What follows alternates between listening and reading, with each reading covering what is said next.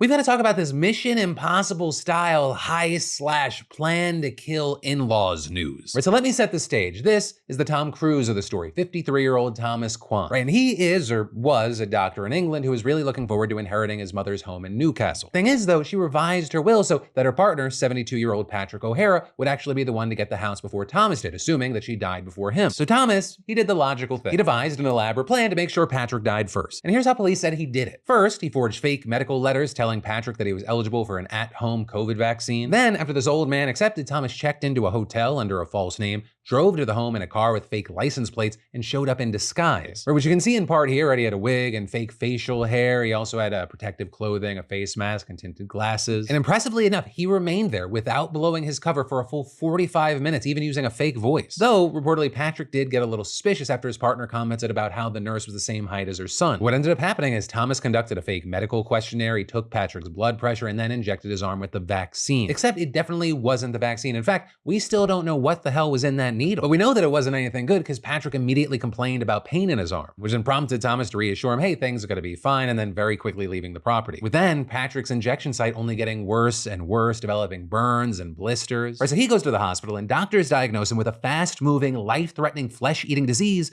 known as necrotizing fasciitis, which then required weeks of intensive care, doctors cutting flesh from his arm to combat the disease, leaving him with life-changing injuries. But thankfully, he ended up surviving, and he showed hospital staff the fake letters that Thomas had sent him, prompting police to get on the case. And after some investigating, they arrived at Thomas's front door, where they found totally normal stuff that any law-abiding citizen would have. You know, a poisoner's handbook, guidance for murder investigations, as well as files on deadly poisons and poisons to use when evading detection. Now with this, in court, he initially claimed that he was trying to give Patrick, quote, no more than mild pain and discomfort. But yesterday, he ended up pleading guilty to attempted murder and some other crimes, so he's set to be sentenced later this month.